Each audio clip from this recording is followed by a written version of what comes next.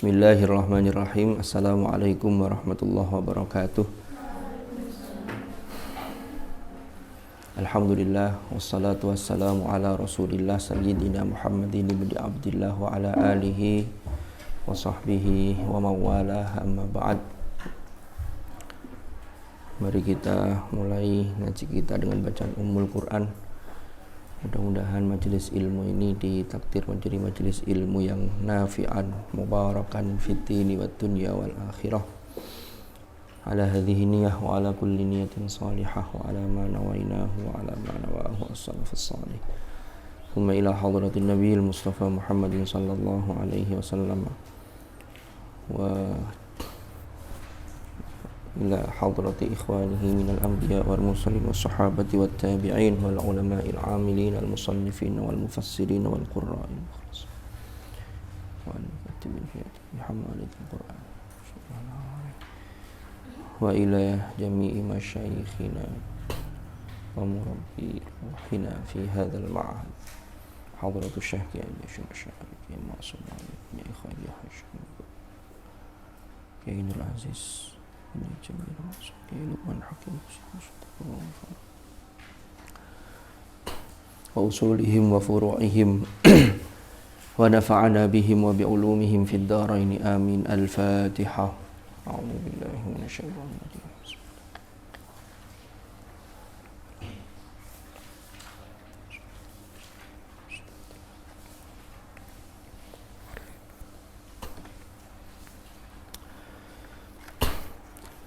Bismillahirrahmanirrahim.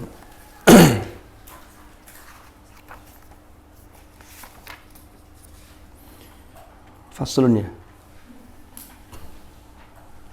idza qara'a ayatas sajdati fi sholati qabla al-fatihati, itu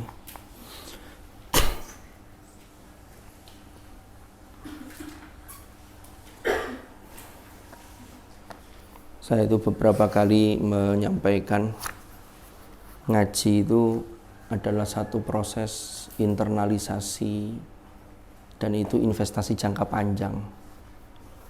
Kita itu kadang-kadang itu ya belajar, ya ngaji. Itu kan ada transfer ilmu, ada transfer nilai. Itu internalisasi dalam diri kita itu butuh proses yang itu kadang kita tidak terasa. Tapi yang jelas ngaji itu sangat penting. Makanya sampai-sampai Rasulullah itu kalau terkait dengan ilmu, duduk di majelis ilmu hanya beberapa saat itu boleh jadi lebih baik dibanding umpama ada orang itu ibadah sampai sholat 1000 rakaat tapi tidak ada ilmunya. Yang bagus gimana? Yang bagus itu ya sholatnya diilmoni, ya ahli ibadah, ya ahli ilmu. Saya mau cerita dulu ya sebelum kita mulai ngaji kita. Enggak apa-apa tak? Oh, ini yang ditunggu-tunggu.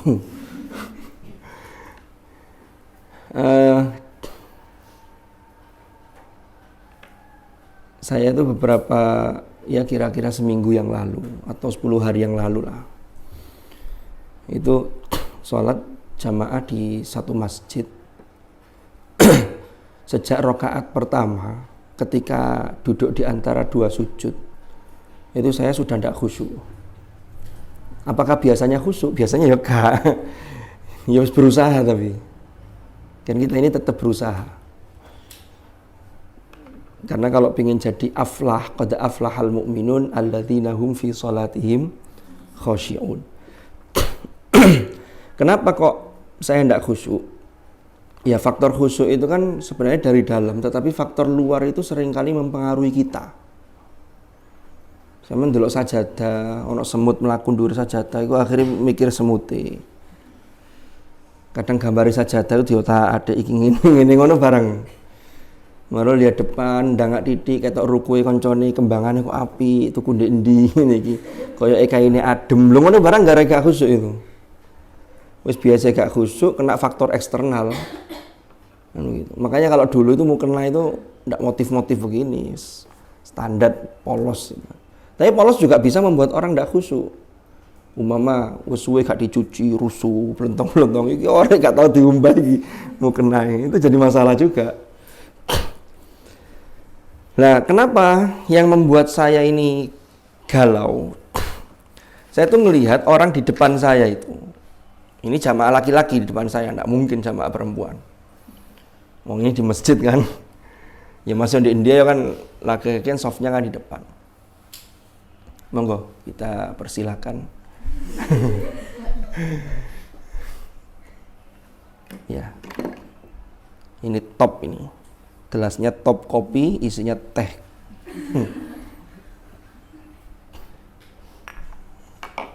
Oke, saya lanjutkan.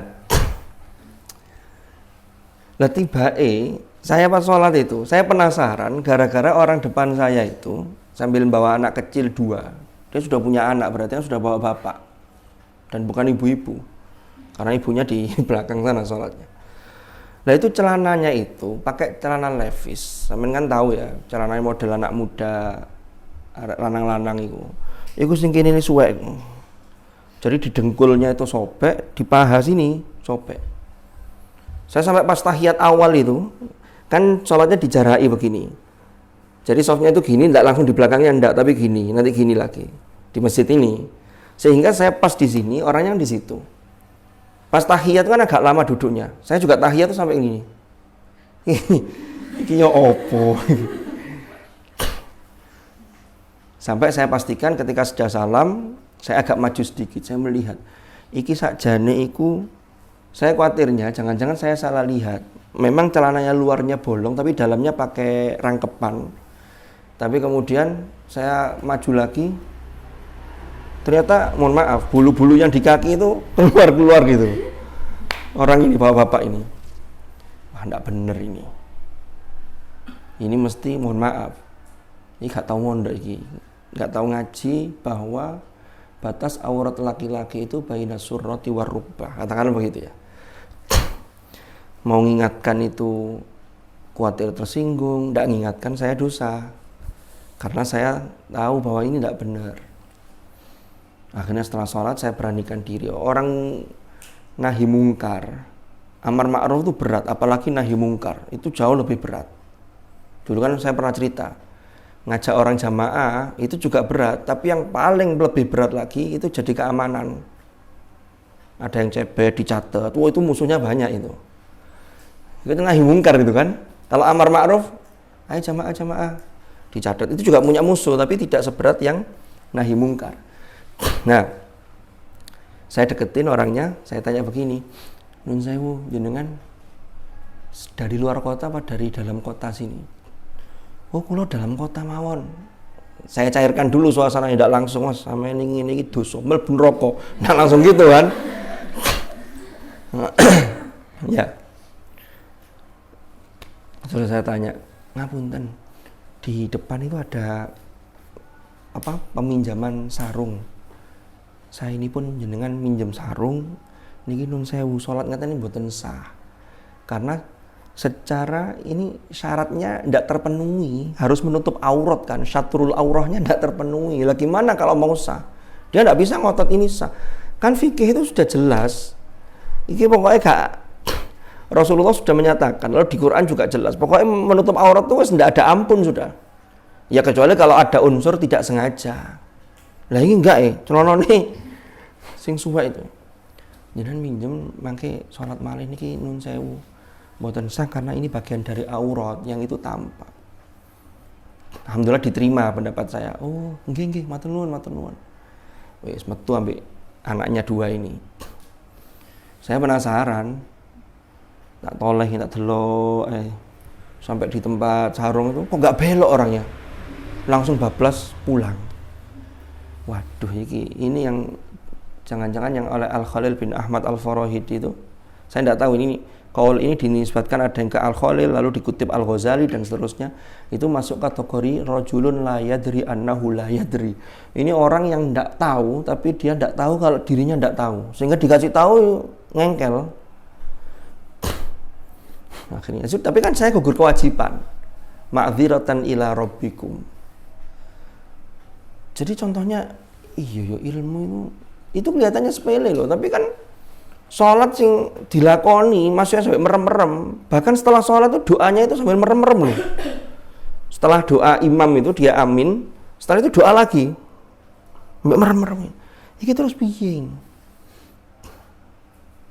Makanya di hadis Al-Arba'in An-Nawawiyah yang pernah ngaji Arba'in hadis nomor berapa itu, pernah ada suatu ketika ada orang yang pakaiannya itu lusuh, pokoknya kayak orang gak duwe lah. Pakaiannya itu kotor, artinya kotor itu dia enggak pakai terawat, tapi kemudian dia berdoa. Setelah sholat dia berdoa sambil nangis-nangis. Tiba-tiba Rasulullah dawuh ke sahabat, bagaimana mungkin doa orang itu akan dikabulkan? Jadi nangis itu belum tentu doanya dikabulkan. Lalu sahabat tanya, kenapa ya Rasulullah?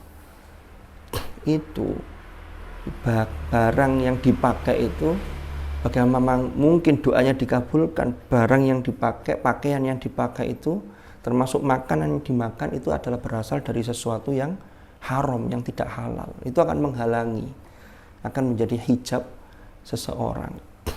Nah contohnya begitu. Nah kalau ini tadi hijabnya terkait dengan syatrul aurat.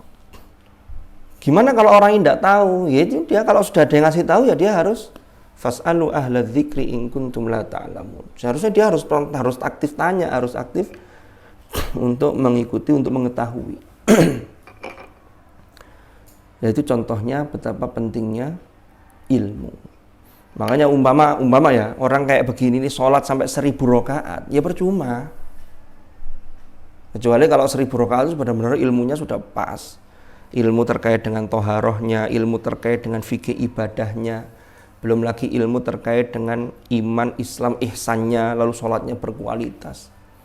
Itu seperti Imam Ali Zainal Abidin yang setiap hari itu, sehari semalam itu beliau sholat sunnah 1000 rakaat. Jadi kalau Gus Bahak cerita itu, kok iso sholat 1000 rakaat itu? Setiap selesai salam 2 rakaat, beliau tuh nangis bersyukur kepada Allah karena mendapatkan kesempatan bersujud. Sehingga untuk mensyukuri sujudnya itu, sholatnya itu, sholat lagi. Setelah itu nangis lagi, bersyukur bisa sujud, sholat lagi sampai ping 1000. Kalau ini jelas ada ilmunya. Jadi kayak mengingatkan orang kayak tadi itu, memang kita satu sisi harus ingatkan, tapi harus dengan cara yang tepat. Suatu ketika Al-Hasan dan Al-Husain, cucu Rasulullah itu, ketika di masjid melihat orang yang sudah sepuh, sholatnya keliru. Karena beliau ini dua masih remaja, masih muda, mau mengingatkan langsung itu khawatir tersinggung. Akhirnya ini dua-duanya ini orang yang bijak. Akhirnya pura-pura berdebat urusan sholatnya. Kata yang satunya begini, yang benar begini, yang benar begini. Ya gini aja. Orang sepuh ini sudah selesai sholat, lalu dimintai tolong. Saya minta tolong, saya ini sedang berdebat dengan saudara saya. Sholat yang lebih benar saya, apakah saudara saya, apakah saya? Nyuwun tolong jenengan yang menilai. Saya tak sholat dua-duanya, benar padahal dua-duanya. Barulah orang tua itu kemudian menyadari bahwa dirinya lah yang salah. Akhirnya setelah selesai sholat, Al-Hasan dan Al-Husain tanya ke orang tua itu, gimana sholat kami berdua? Sholat sampean berdua itu sudah benar, sholat saya lah yang masih kurang tepat. Itu kalau orang seperti inilah yang disebut rajulun yadri annahu la yadri. Dia sadar diri bahwa dirinya tidak tahu sehingga dia mau belajar gitu loh. Nah kalau yang kayak saya tadi itu yang repot begitu. Jadi ini penting sekali. Sekarang di masjid-masjid itu yang jadi PR itu biasanya masalah najis. Sekarang itu kan di masjid-masjid itu maunya kamar mandi itu minimalis. Tapi masalah najis sering tidak terperhatikan. Kadang hanya ada ember kecil satu di pojokan. Itu yang paham najis dengan yang enggak itu kan umat Islam ini banyak yang awam. Ya. Belum lagi nanti kalau keluar dari kamar kecil itu. Ada yang masjid itu masih ada jedingannya kulah besar itu buat cuci kaki itu. Tapi ada yang sudah enggak. Langsung masuk masjid hanya keset. Karena bersih itu belum tentu suci, beda. Kotor karena debu, itu kotor rasanya, tapi bisa jadi suci. Karena debu itu juga suci, kan begitu. Belum lagi di mesin-mesin itu yang kalau ngepel itu, moro ge ngepel njopo sret, moro ge ngepel jero. Tidak dibilas dulu, jero dhisik baru dipel. Ya kan tutuk dindi, gak karu-karuan. Itu ada begitu itu. Wallahu a'lam. Ada pertanyaan? Nah itu nanti tugas sampean, ya tugas kita semua yang tahu untuk kemudian menyampaikan kepada yang belum tahu. Bismillahirrahmanirrahim. Qala al-muallif rahimahullahu taala wa nafa'ana bih wa bi'ulumihi fid dharain amin. Bismillahirrahmanirrahim. Faslun ay hadza faslun ay hadza utawi iki iku faslun. Fasal pemisah, pembahasan. Jadi ada sub-sub ini, subbab-subbab ini. Idza qara'a apabila membaca sapa qari, sapa man. Idza qara'a apabila membaca sapa man, sapa seseorang ayat as-sajdati ing ayat as-sajdah. Jadi membaca ayat yang mengandung sajdah.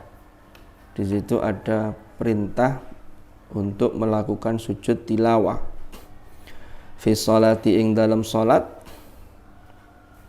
Fi sholati ing dalam salat qabla al-Fatihati sebelum qabla al-Fatihati ing dalam sadurunge membaca surah Al-Fatihah.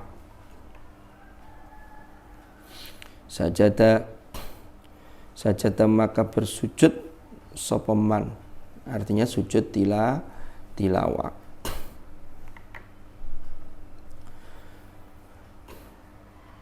Kesunahan membaca surat ya atau membaca sebagian dari ayat-ayat Al-Qur'an itu adalah setelah surat Al-Fatihah. Ya. Kok ada orang yang baca as-sajdah sebelum dia membaca Al-Fatihah? Ya. Maka ya karena dia sudah baca sajdah maka ya tetap sujud tilawah, tetap disunahkan sujud tilawah. Bi khilafima kelawan nulayani sesuatu atau berbeda dengan sesuatu. Apa itu yang sesuatu yang dimaksud ini? Lau qara'a seandainya membaca sapa man. Lau qara'a seandainya membaca sapa man ayat ha ing ayat as-sajdah. Ha ing ayat as-sajdah fir ruku'i ing dalam rukuk, artinya dalam posisi rukuk, awis sujudi atau sujud.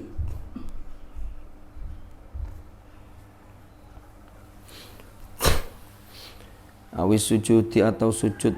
Fa innahu maka sak temene man, fa innahu mongko sak temene man iku la yajuzu tidak boleh apa an yasjuda yen to sujud sapa man. Jadi kalau membaca ayat sajdahnya pas ruku atau pas sujud maka tidak boleh dia melanjutkan dengan sujud tilawah. Kenapa? Li'annal qiyama krono sak temene qiyam ketika posisi berdiri tadi itu iku mahallul qiraati, tempat untuk membaca. Jadi walaupun baca ayat sajdahnya sebelum baca Fatihah, tetap dia sujud, disunnahkan sujud tilawah. Tapi kalau umpama ruku itu kan bukan mahallul qiraah. Tapi kok ada orang yang umpama mari maca subhana rabbiyal azimi wa bihamdi, mari ngono deres maca as-sajdah. Ya ini sebenarnya bukan tempatnya, karena ruku dan sujud itu bukan mahallul qiraah. Tapi seumpama ada orang yang baca ayat Quran ketika ruku, kok yang dibaca ayat as-sajdah, maka tidak boleh dia sujud tilawah karena posisinya ruku.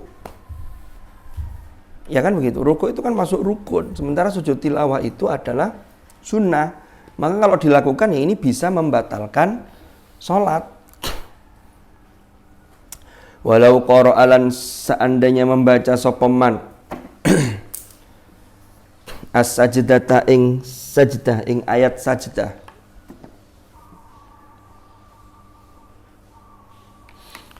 Fahawa maka kemudian condong sopoman, artinya condong itu mengarah, sudah mau sujud.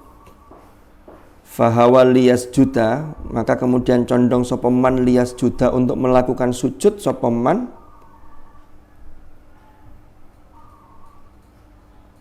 Fasyakka kemudian ragu sopaman. Apa yang diragukan? Hal qara al-fatihata, hal qara'a apakah sudah membaca sopaman al-fatihata ing surah Fatihah.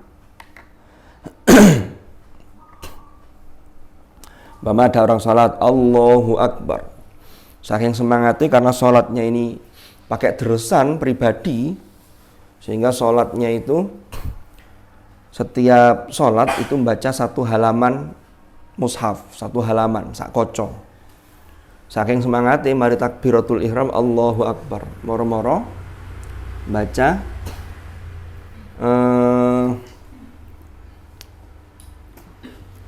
baca ayat sampai pada sujud tilawah, sampai pada ayat sajdah, moro dia sujud tilawah. Ketika belum sujud, di tengah-tengah ini ragu, aku mang koyo durung maca Fatihah. Apa balik sih, apa sujud dhisik? Ternyata di sini karena sudah kadung condong untuk sujud, maka fa innahu yasjudu litilawah. Ya sudah sujud tilawah dulu. Bisa ndak orang lupa baca Fatihah? Bisa. Wong imami aja bisa Fatihah kadang-kadang lupa. Yang pernah terjadi teman saya itu sholat Id. Karena sudah fokus nanti mau membaca surat Qaf umpama ya. Jadi persiapan nih surat Qaf ini. Rakaat keduanya surat Al-Qamar umpama begitu. Atau surat Qaf dibagi dua. Begitu naik rakaat kedua kan takbirnya nambah 5. Allahu Akbar. Allahu Akbar. Saking semangatnya langsung walaqad khalaqnal insana wa na'lamu ma tuwaswisu bihi nafsuh. Begitu. Itu kan baliknya surat Qaf itu satu kaca kedua itu. Lali gak Fatihah. Harus diulangi Fatihahnya, harus membaca Fatihahnya ini. Ini lanjutannya. Lau qara as-sajdata fahawa liyasjuda fasyakka hal qara al-fatihata fa innahu yasjudu litilawa thumma ya'udu ilal qiyam.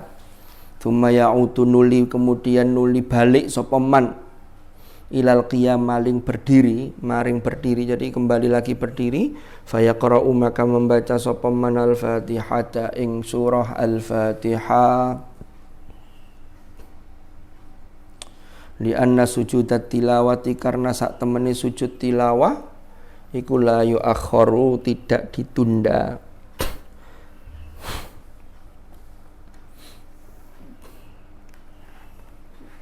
Iku la yu'akhkharu tidak ditunda. Faslun ay hadza faslun law qara'a lamun law qara'a seandainya membaca sapa man ayat as-sajdati ing ayat as-sajdah ayat sajdah bil Farisiya kelawan bahasa Persia. Bil Farisiya kelawan bahasa Persia la yasjudu maka tidak perlu sujud tilawah sapa man indana menurut pendapat kami, pendapat ashabus Syafi'i.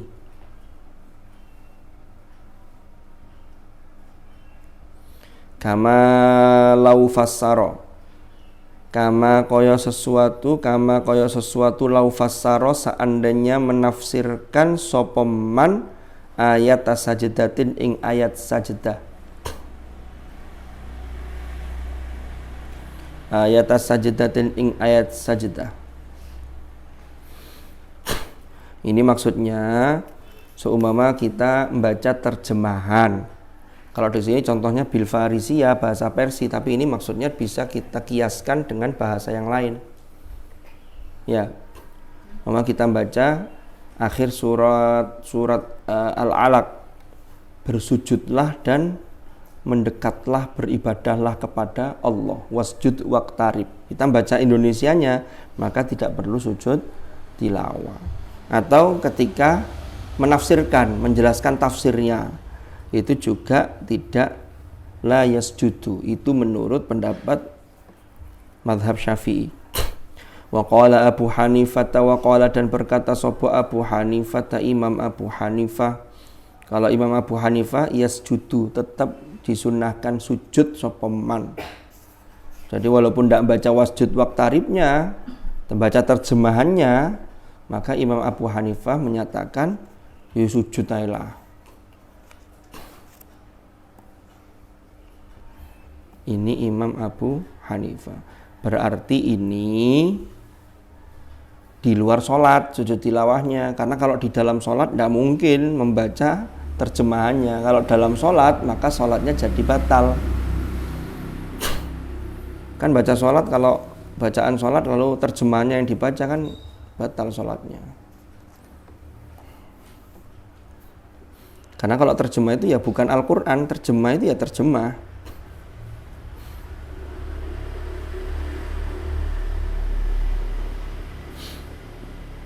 Jadi harus dibedakan. Kadang ada orang dalil, Allah berfirman, wahai orang-orang beriman. Kalau menyatakan Allah berfirman, itu ya kutiplah ayatnya. Karena firman Allah ya Quran itu. Kalau mau terjemahannya, ditambahi begini, Allah berfirman yang terjemahan maknanya ini, boleh. Kalau orang menyatakan Allah berfirman, wahai orang-orang beriman, begini-begini. Nah itu terjemah, bukan. Bisa dipahami ya? Beda dengan, mohon maaf, kitab suci agama lain. Umpama Kristen itu punya kitab suci namanya Injil. Injil itu bahasanya sesuai dengan daerah masing-masing. Kalau yang di Indonesia ya Injilnya berbahasa Indonesia. Kalau yang di Israel sana bahasa Ibrani, kalau yang di Amerika ya bahasa sana. Semua itu namanya Injil, gitu loh. Tapi kalau di kita itu terjemah, tafsir. Kan gitu. Itu saja terjemah itu ada terjemah tafsiriyah, ada terjemah lafziyah, itu macam-macam itu.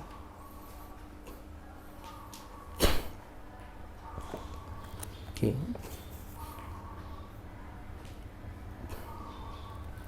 Jadi banyak di masyarakat kita kadang hal-hal yang begitu itu kurang tepat.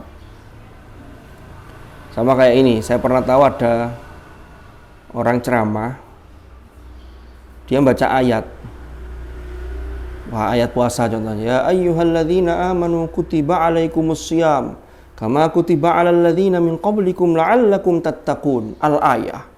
Nah, apa dikai al-ayah itu? Al-ayah itu kalau dalilnya durung tutup. Paham ya?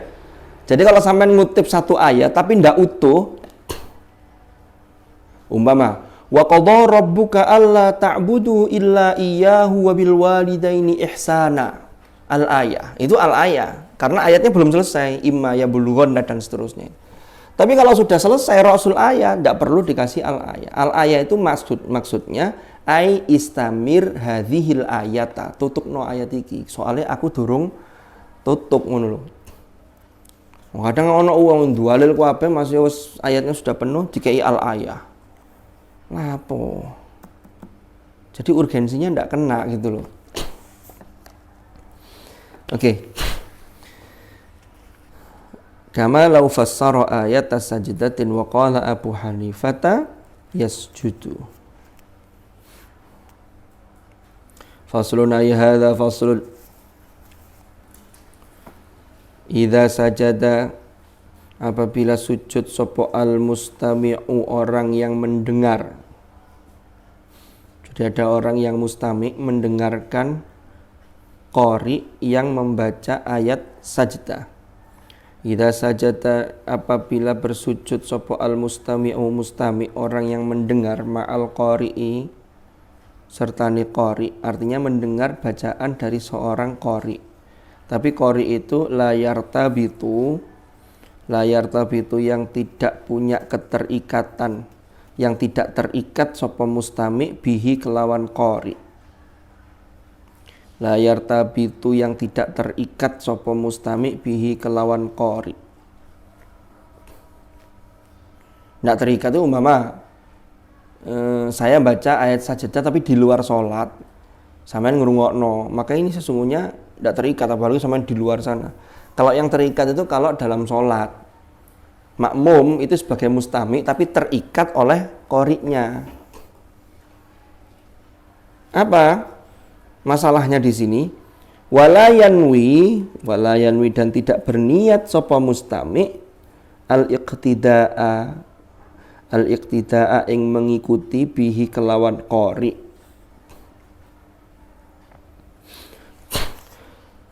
Kalau tidak terikat, apa konsekuensinya? Walahu lan iku wenang, iku boleh, berhak bagi mustami ar-raf'u utawi mengangkat minas sujudi saking sujud qablahu sebelum qori mengangkat dari sujud. Saya baca di sini. Umpama wasjud waqtarib. Saya sujud tilawah. Sampean sujud tilawah juga. Kan sampean dengan saya tidak terikat. Maka sampean boleh bangun duluan setelah baca bacaan sujud tilawah. Walaupun saya perlama, tidak apa-apa. Yang tidak boleh itu kalau terikat. Saya sholat, saya ngimami. Ya, pas berdiri kan mahalul qiraah ya, sujud tilawah. Lah ini kalau yang sujud tilawah pas sholat ini sampean bangunnya gak oleh disi imam karena Anda terikat dengan imam sebagai qori-qorinya, ini bertindak sebagai imam yang itu mengikat antara imam dengan makmum. Tapi kalau lepas begini, sampean mau aku tangi disi, lu kamu kok disi, aku mau cuma lo durung tangi itu kok sujud, sujud terus saya. Lah kesuwen ya, tiba dibuka keturun, kan ngono bareng ngono. Jadi tertidur ternyata. Ada yang sujud tilawah sampai tertidur. Kalau sujud sahwi ada yang sampai tertidur. Kalau sujud sahwi tidak apa-apa ya, tertidur. Kenapa? Karena ketika dibangunin, loh kamu kenapa kok tertidur? Ya karena ini sujudnya sahwi. Akhirnya lupa lagi, pas sahwi lupa lagi. Gak tangi-tangi. Ada pertanyaan sampai sini?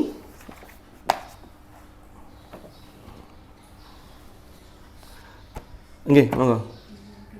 Iya, monggo. Nggih, monggo. Bismillahirrahmanirrahim. Faslun, ai hadza faslun. Kita lanjutkan enggak apa-apa ya? Apa ditunggu? Lanjut aja ya. Ya nanti nempel ke temannya ya. Nggih. Faslun ai hadza faslun utawi iki iku fasal. La tukrahu tidak dimakruhkan, ora dimakruhkan.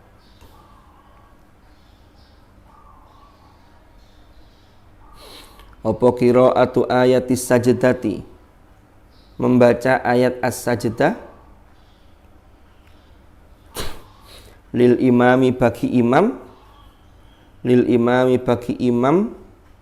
indana menurut pendapat kami, artinya dalam pendapat mazhab Syafi'i. Jadi kalau imam sholat itu dia boleh saja membaca ayat sajdah lalu melakukan sujud tilawah. Sawaun podo uga kanat ono apa as-sholatu sholat. Itu ada fi-nya enggak di kitab sampean? Enggak ada. Iku sirriyatan, sholat yang sifatnya sirriyah, yang dibaca pelan, zuhur, asar. Au jahriyatan atau sholat jahriyah, maghrib, isya dan subuh.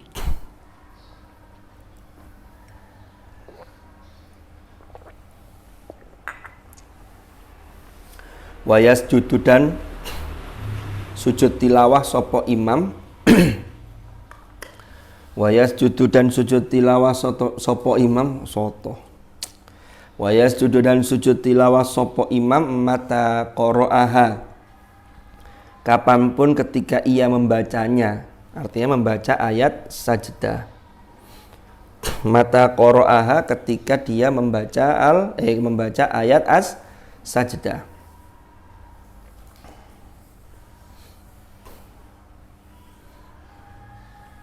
Cuman yang bagus itu diinformasikan ke jamaah.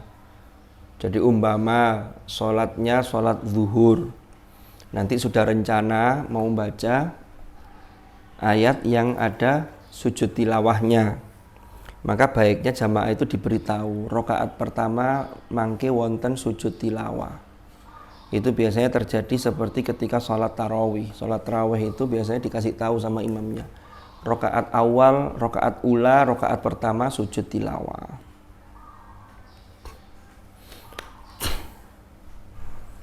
Biar tidak kecelik makmumnya.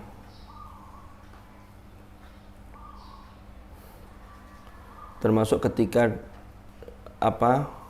umpama di satu masjid ada kunut nazilah.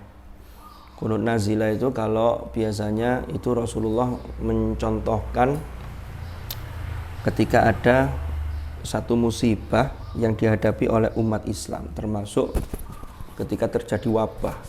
Ya. Dulu di awal-awal pandemi dulu, ini ada beberapa masjid itu yang merutinkan kunut nazilah. Itu boleh, tapi baiknya jamaah dikasih tahu biar tidak kecelik, karena kan itu ada di rakaat terakhir ya, seperti habis rukuk itu ketika iktidal kan terus kunut.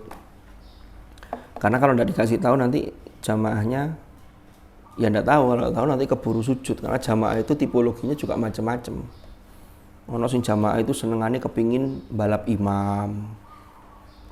Jadi imamnya suwe men sing kepingin tak balap aja begitu. Padahal kan tidak boleh disi imam. Tapi imam juga harus tahu diri. Karena tidak boleh dibalap, tidak boleh mentang-mentang alah santai ayo, gak mungkin orang sing balap. Mesti semenang aku. Karena imam dan makmum itu kan bukan urusan menang-menangan.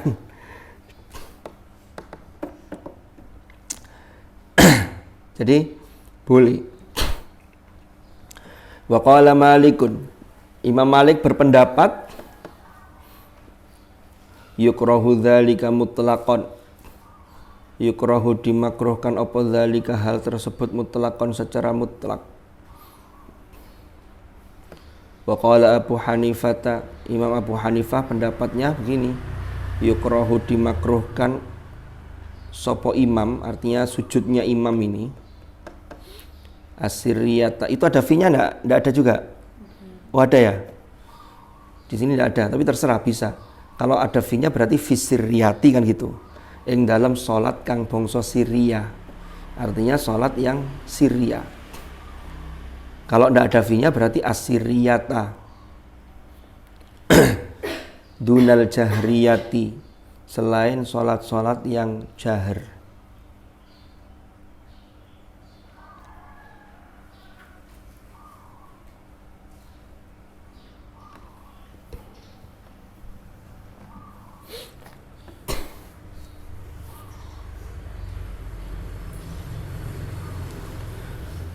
Faslun ay hadza faslun.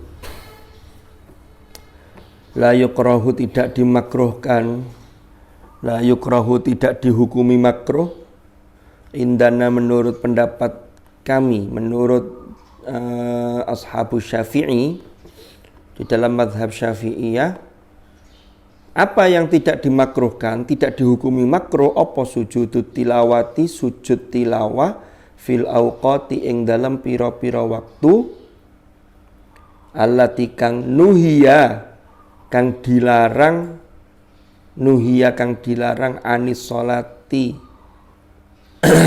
saking melaksanakan sholat fiha ing dalam allati al auqat allati nuhiya al auqat allati, nuhiya kang dilarang opo anis sholati saking sholat fiha ing dalam allati. Artinya sujud tilawah umpama kalian baca Qur'annya ketepaan pas ayat sajdahnya ba'da sholatil asr umpama. Setelah sholat asar itu kan tidak ada sholat sunnah. kan tidak boleh. Tapi kalau sujud tilawah tidak ada masalah. Termasuk ketika terbitnya matahari. Jadi setelah subuh terbitnya matahari bareng pas meledak srengenge kok sujud tilawah, tidak apa-apa karena tidak dimakruhkan. Termasuk yang di dalamnya tidak boleh sholat itu tidak apa-apa kalau sujud tilawah. Wabihilan kelawan hal ini, artinya yang juga menyatakan pendapat ini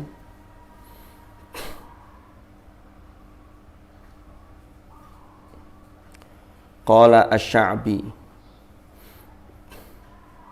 wa bihi qala sapa asy-Sya'bi Imam asy-Sya'bi wal Hasanul Basri dan Imam Al-Hasan Al-Basri wa Salim Ibnu Abdillah wal Qasim wa Atha'u wa Ikrimat wa Abu Hanifah wa ashabur ra'yi wa Malikun, dan juga Imam Malik pendapatnya sama tapi fi ihdar riwayataini, di dalam salah satu dari dua riwayat. Berarti Imam Malik ada dua pendapat, ada dua riwayat terkait ini.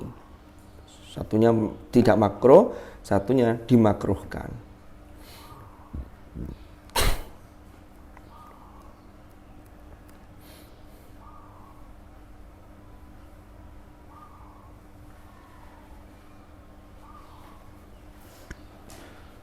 Kariha apa karihat punya sampean? Ada tak tanisnya?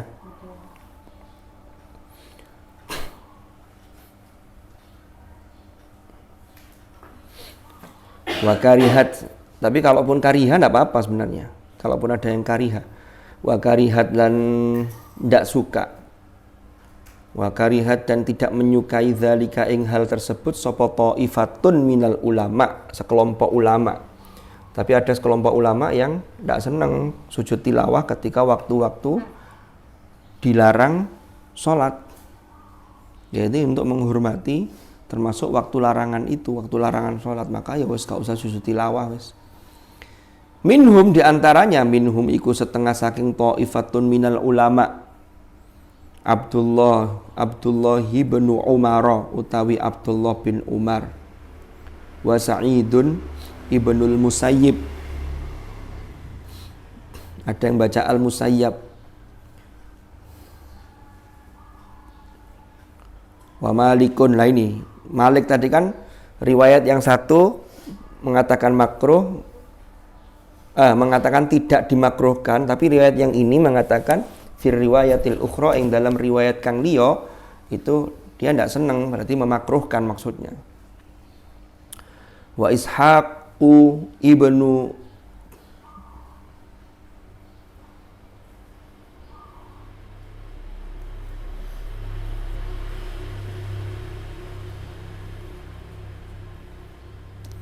nama orang ini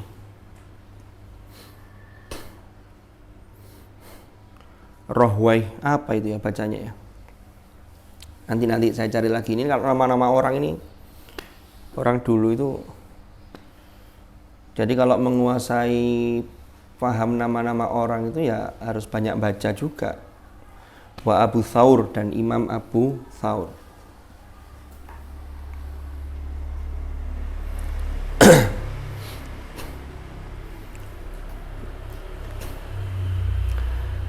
Faslun. Jadi Ishaq bin Rohawai kalau tidak salah ya, Rohawai. Faslun ay hadza faslun. La yaqumu apa ar-ruku'u, la yaqumu orang ngadeg, maksudnya ya tidak bisa menggantikan apa ruku'. La yaqumu tidak bisa ruku' itu menjadi la yaqumu orang ngadeg apa ar-ruku'u. Ruku' maqama sajdati tilawati ing. Punya sampean maqamas sajdati tilawati apa maqamas sujudi lit tilawah? Ada enggak yang maqamas sujudi lit tilawah? Karena saya di kitab nuskhah yang salinan, yang kitab yang satunya yang terbitan apa itu saya cek yang dari PDF itu maqamas sujudi lit tilawah. Tapi kalau ini maqamas sajdati tilawah. Padha ae. fi halil ikhtiar ing dalam keadaan ikhtiar. Maksudnya begini, rukuk itu tidak bisa bertindak sebagai pengganti sujud tilawah. Fi halil ikhtiar, dalam keadaan yang orang itu bisa jadi iso sujud. Wong kondisinya normal, kondisi ikhtiar dia bisa sujud. Umau begini, sampai lagi deres atau lagi sholat, saya tak sujud tilawah, saya sampai ruku aja setengah. Ruku itu kan setengah dari sujud, setengah. Morom baca bacaan sujud tilawah. Ini tidak bisa. Ruku ini menggantikan kedudukannya sujud tilawah. Sujud ya sujud, karena ini fi halil ikhtiar gitu loh. Wong sajane iso sujud kok, kecuali ada orang yang memang ada orang sholatnya sambil duduk. Ya, tidak bisa sujud. Duduknya biasanya sujudnya itu hanya menggunakan isyarat atau gerakan yang menunjukkan posisi yang lebih rendah dibanding ruku. Mungkin kalian pernah tahu, apalagi kalau umroh atau haji, itu di Mekah, di Masjidil Haram, di Masjid Nabawi, banyak orang yang sholat pakai kursi untuk sholat itu, kursi kecil itu, rukuk begini, sujud agak. Kalau dalam posisi begitu, sujud tilawah, ya monggo saja, tidak apa-apa. Karena itu bukan halil ikhtiar gitu loh. Nah ini kan dalam kondisi normal. Umpama sampean males sujud, terus gak wis aku setengah resep aja. Rukuk tapi moco bacaan sujud tilawah, maka itu tidak bisa menggantikan sujud, ya harus sujud. Ini makanya keterangannya fi halil ikhtiar, dalam keadaan al-ikhtiar. Wa hadza madhhabuna wa madhhabu jamaahiril ulama'i minas salafi wal khalafi. Wa hadza madhhabuna utawi pendapat ini iku madhhabuna, madhab kami, yaitu madhab Syafi'iyah. Wa madhabu jamaahiril ulama'i, dan juga madhab atau pendapat yang diikuti oleh mayoritas ulama, minas salafi, baik dari ulama generasi salaf, wal kholafi, dan ulama generasi kholaf. Kalau ulama itu salaf dan kholaf. Kholaf itu lamnya harus diharokati fathah. Karena akar katanya sama secara bahasa, tapi secara istiqmal, penggunaan itu antara kholfun dengan kholafun itu beda. Kalau kholafun, fathah ya lamnya ya, itu adalah generasi berikutnya, tapi yang menunjukkan hal yang positif, yang baik, yang solih. Maka ulama itu mesti kholaf, jangan disebut ulama kholf. Kalau kholf disukun, itu menunjukkan generasi yang tidak baik. Makanya ayat Al-Qur'annya fa khalafa mim ba'dihim kholfun adha'us shalah. Loh. Bukan kholafun tapi kholfun. Setelah mereka meninggalkan, generasi mereka ini adalah generasi yang kholfun adha'us shalah. Kalau disebut kholfun adha'us shalah, menyanyiakan sholat. Wattaba'us syahawat, mengikuti dorongan syahwat, nafsu. Kan begitu, itu yang negatif-negatif kan. Jadi ternyata dalam penggunaan masdar itu sendiri itu ada yang namanya istiqmal. Jadi ini penggunaannya seperti apa kita harus paham. Ulama kholaf, jangan ulama kholaf. Salaf, kholaf. Salafiyah itu berarti kita dinisbatkan ke generasi-generasi apa yang ditradisikan oleh ulama-ulama salaf. Sampai abad keberapa Hijriah yang disebut ulama salaf? Dulu pernah saya jelaskan ya. Yang hidup sampai abad ketiga Hijriah. Setelah itu baru disebut ulama kholaf. Dulu itu kalau haflah itu saya sering mengoreksi MC. Haflah, madrasah, salafiyah, safi'iyah. Umum begitu.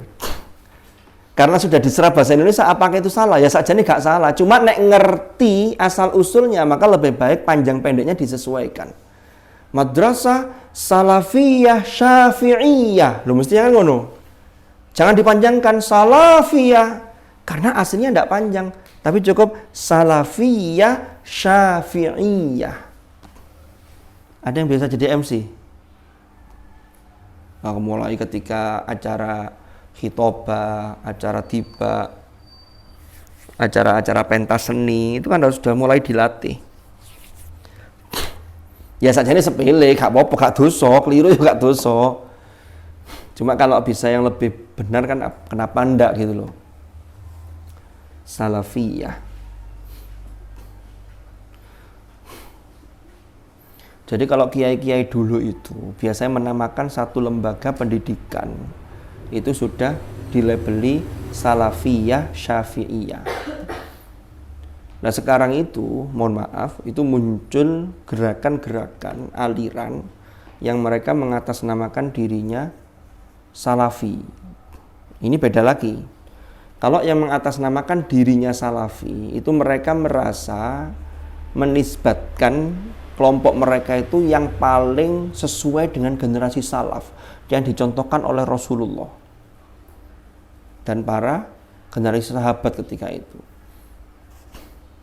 Ya monggo saja kalau mereka mengklaim begitu, cuman kakunya kadang-kadang mereka menganggap bahwa apa yang tidak dicontohkan oleh Nabi, oleh generasi salaf, mereka menganggap itu adalah bid'ah. Yang bid'ah itu kullu bid'atin dhalalah. Ini jadi masalah di sini.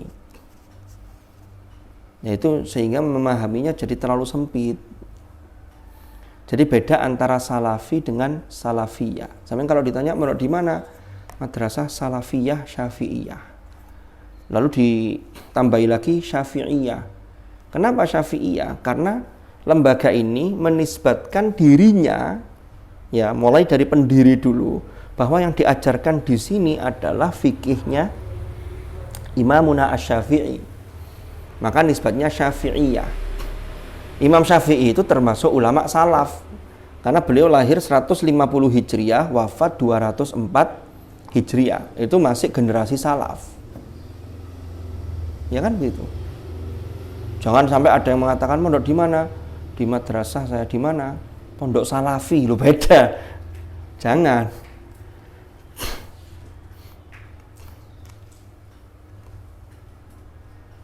Lalu pondok apa namanya? Al-Khairiyah. Ya monggo bisa Al-Khairiyah atau Khairiyah Hashim. Tapi kalau sudah ada Hashimnya, jangan dikasih Al-Khairiyah Hashim. Kalau Al-Khairiyah ya sudah Al-Khairiyah saja.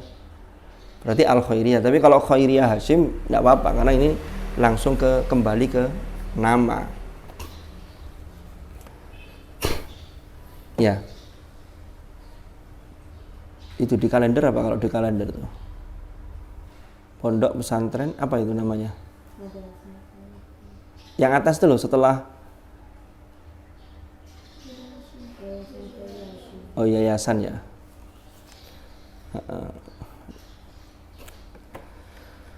Oke, bismillahirrahmanirrahim. Wa qala Abu Hanifah rahimahullah.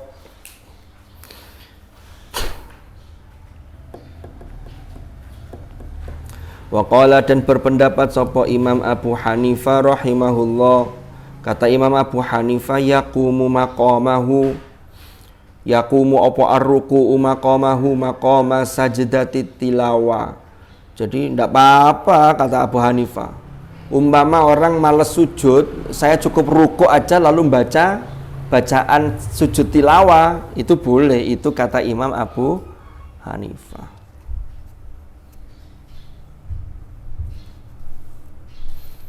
Tapi menurut jumhur enggak. Selama masih memungkinkan untuk rukuk ya enggak boleh, ya harus selama masih memungkinkan untuk sujud ya dia harus sujud. Namanya saja sujud tilawah.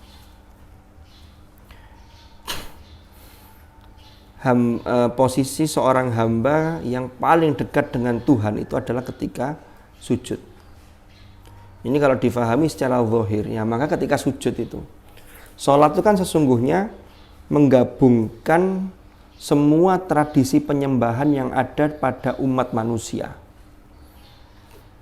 Orang Jepang itu kalau melakukan skrei dulu di film Sang Kiai itu loh, yang kalau matahari terbit apa namanya, skrei sekiri, bukan samurai ya. Ya pokoknya gitulah. Jangan jurusannya bahasa Jepang kayaknya, sastra Jepang. Pokoknya menyembah matahari itu loh ketika terbit. Itu kan Hadratus Syekh kan dipaksa untuk mengikuti itu, tapi kan beliau tetap tidak kerso, disiksa itu kan sini. Nah, itu membungkukkan setengah badan. Jadi tata cara orang beribadah itu setiap agama itu kan beda-beda. Ada yang hanya begini, di depan dupa bakar-bakar kayak iya kan, begini, semacam-macam lah. Nah, sholat itu semua tergabung di situ, sampai pada sujud yang kita meletakkan kepala, yang kepala itu dahi kita, ini yang dianggap sebagai simbol kehormatan seseorang. Makanya mahkota itu dipakaikan di kepala, ini kan simbol kehormatan seseorang. Itu di hadapan Allah, maka kita ini rendah, tadarru. Jadi betul-betul rendah manusia itu. Karena justru dengan merendahkan di hadapan Allah, inilah yang akan mengangkat derajat orang itu. Karena manusia itu terangkat derajatnya itu kalau posisinya sebagai abd. Ini kan besok ini Al-Isra wal Mi'raj ya. Nanti malam ya. Malam 27 Rajab. Besok kan tanggal merah ya? Hah? Oh, tanggal 1 ya, karena dulu Rajabnya mundur itu ya. Tapi tanggal merahnya tetap besok kayaknya. Yang di kalender. Loh, liburnya sekolah tanggal 1. Enggak, kalau yang resmi edaran dari kementerian itu besok liburnya, Seninnya. Karena sudah kadung hitungannya, hisapnya dulu. Kan terus di PBNU kan ru'yahnya yang kemudian Rajabnya di kalendernya hari Rabu, terus kita baru puasa tanggal 1 Rajabnya hari Kamis kan waktu itu. Tapi tanggal merahnya tidak berubah tetap. Berarti besok malam ya. Itu salah satu hikmah mengapa Allah tidak menggunakan subhanalladzi asra bi abdihi, tidak menggunakan subhanalladzi asra bi rasulihi atau bi nabiyhi, tapi bi abdihi. Karena status kehambaan seseorang atau seorang manusia itulah yang menjadikan level tertinggi manusia itu di hadapan Tuhan. Jadi kalau sudah di abd itu sudah level tinggi. Abul Abbas Al-Mursi itu muridnya Abul Hasan Asyadzili. Abul Abbas Al-Mursi itu gurunya Ibnu Athaillah As-Sakandari, Shahib Al-Hikam, yang punya kitab Al-Hikam itu, yang sering dikaji oleh orang-orang tasawuf, termasuk Abah Yai Jamal yang kemarin kapundhut itu kan punya rutinan Al-Hikam. Dulu saya waktu masih di Seblak dulu waktu Mbak Neng Ria, kakaknya Gus Faiz itu dulu rutin ya, sampai akhir-akhir itu masih rutin. Sebelum pandemi itu kan masih ada pengajian Al-Hikam. Itu kalau Senin itu kan jamaknya dari mana-mana, itu Senin malam Selasa itu banyak sekali itu. Nah, Abul Abbas Al-Mursi itu membagi ada 3 yang terkait dengan status kehambaan seseorang. Yang pertama itu ibadah. Orang itu baru disebut melakukan ibadah itu kalau baru dari sisi sabar. Jadi sabar melakukan ibadah itu masih ibadah. Nanti ada tingkat lanjutannya. Kalau sudah sabar plus ridho, itu nanti naik levelnya menjadi ubudiyah. Kalau sudah naik level lagi, ibadahnya itu karena kebutuhan, karena merasa cinta kepada Allah, maka levelnya naik menjadi ubudah. Lah, status kehambaan yang menempel kepada seseorang, kalau yang dilakukan itu sudah masuk level ubudah, ini yang level tinggi. Jadi ini harus beda. Lah, kita ini baru level ibadah saja kadang sudah berat.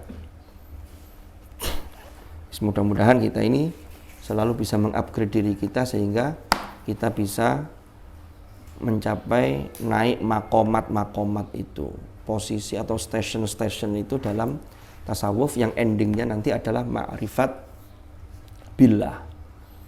Ya. Ada pertanyaan sampai sini?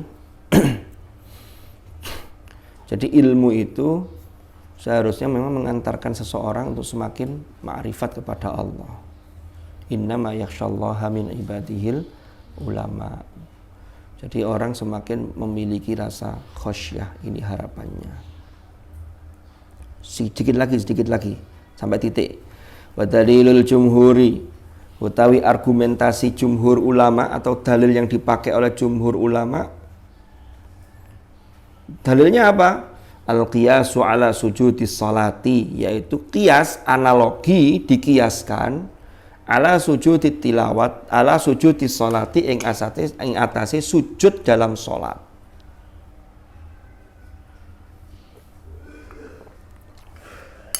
Namanya saja sujud tilawah ya, berarti sama dengan sujud dalam salat. Wa ammal ajizu, anapun utawi al-ajiz, orang yang lemah atau terhalang tidak bisa sujud, anis sujud, dari sujud, berarti orang ini tidak bisa sujud. Mungkin kakinya sakit, mungkin dalam kondisi yang sangat lemah, sudah sepuh.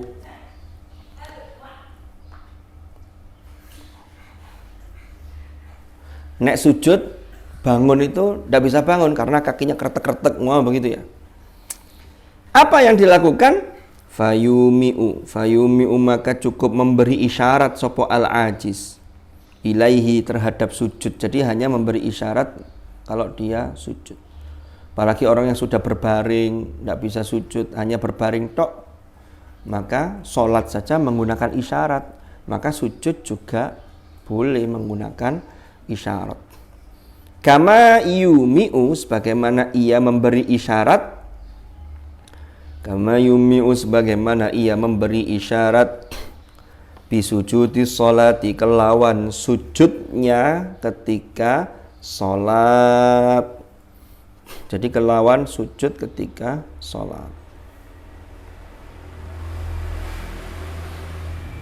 Faslun fi sifatis sujudi, wallahu a'lam bisawab. Mudah-mudahan manfaat, mudah-mudahan barokah, mugi-mugi sehat sedoyo.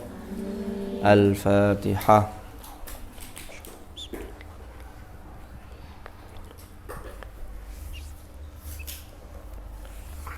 Bismillahirrahmanirrahim. Alhamdulillahi rabbil alamin.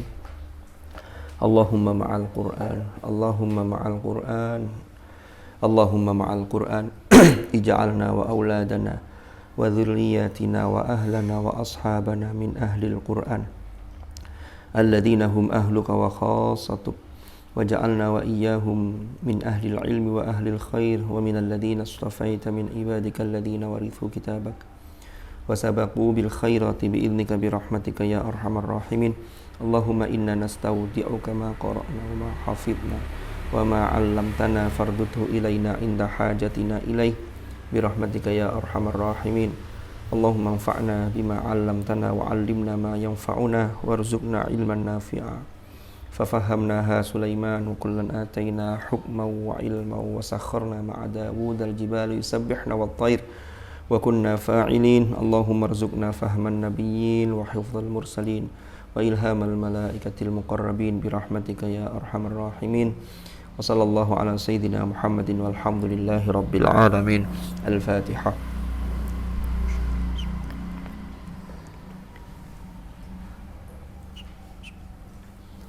Allahumma rahamna bil Qur'an wa'alhu lana imaman wa nuran wa hudan wa rahmah. Allahumma dzakirna minhu ma nasina wa 'allimna minhu ma jahilna warzuqna tilawatahu ana al-laili wa atrafan nahar